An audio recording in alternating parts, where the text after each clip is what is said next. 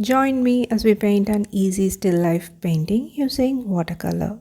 If you want to paint something effortlessly and enjoy the process without focusing too much on details, this tutorial is for you.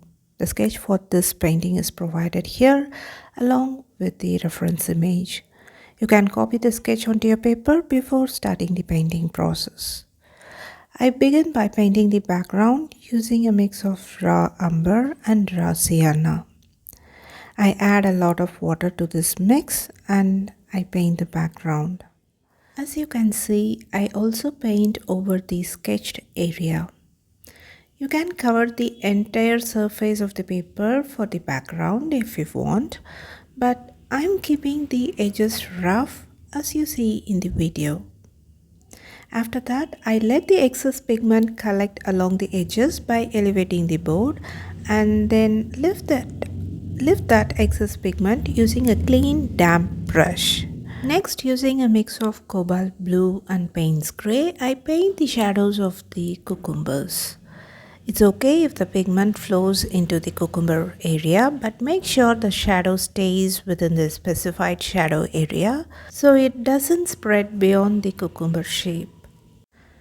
One important point to be noted here is that the pigment used for the shadows should not be too watery. If there is too much water, the paint will spread out of the specified area. So getting the right pigment consistency is very important here.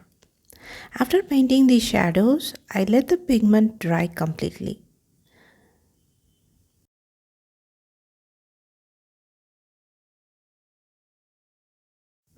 Next, I use raw sienna mixed with plenty of water to paint the base layer of the cucumber.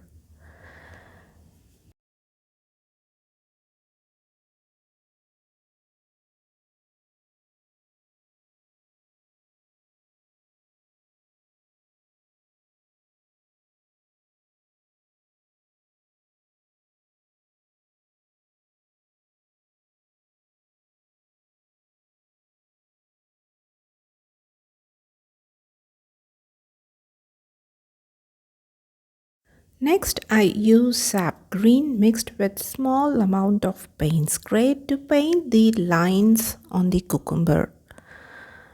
I paint those lines just following the reference image.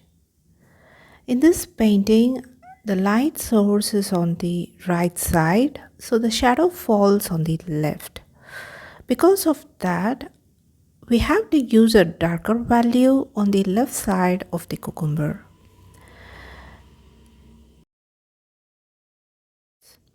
I'm not concentrating on the highlights of the cucumber here. Instead, I'm just focusing mainly on the values, keeping it loose and expressive. Now I'm painting the shadows on the left side of the cucumber using a mix of sap green with more Payne's grey.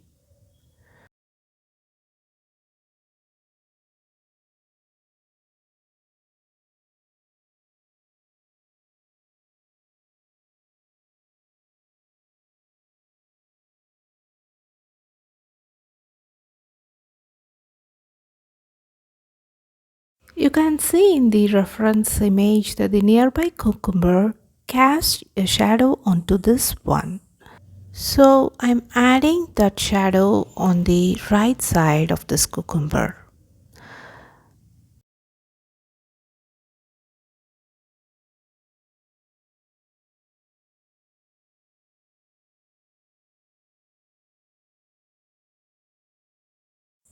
Next, I add few small bumps along the left and right edges of the cucumber using a mix of sap green and Payne's grey as you see in the video.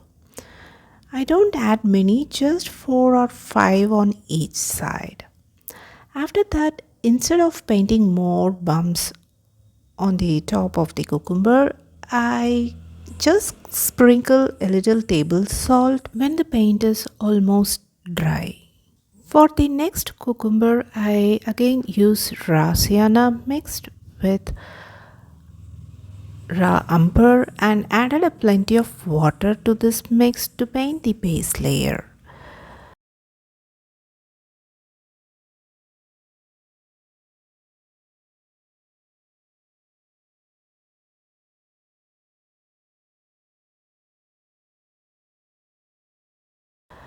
Then, just like we did for the first cucumber, I use a mix of sap green with a small amount of Payne's grey to draw the lines on the cucumber.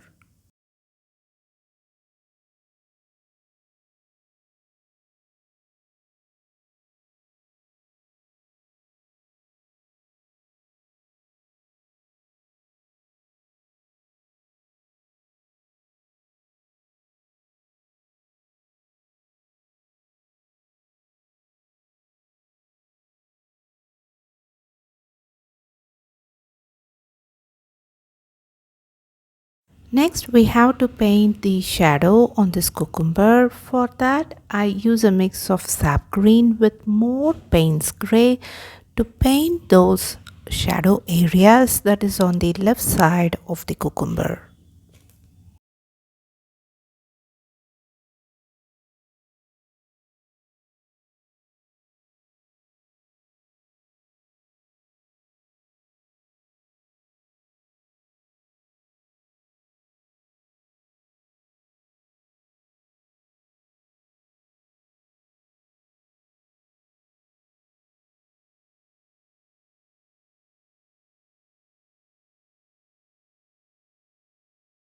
Now I'm adding few small bumps along the edges of the cucumber using the same sap green and Payne's grey mix. After that, I sprinkle a small amount of table salt and allow the paper to dry completely. Once the paper is fully dry, I gently scrape off the salt. The next step is to paint the cast shadow of the cucumbers. Actually, we already painted the cast shadow while painting the background. Now we just need to add a darker value to it. At this moment, you can see the cucumber looks like floating on the paper. So we need to make it feel grounded on the paper.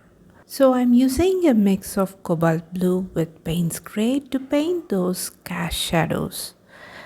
That's it, we have completed a beautiful still life painting.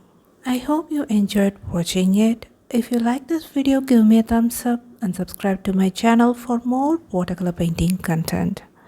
See you in another video. Until then, take care and bye bye from Prema.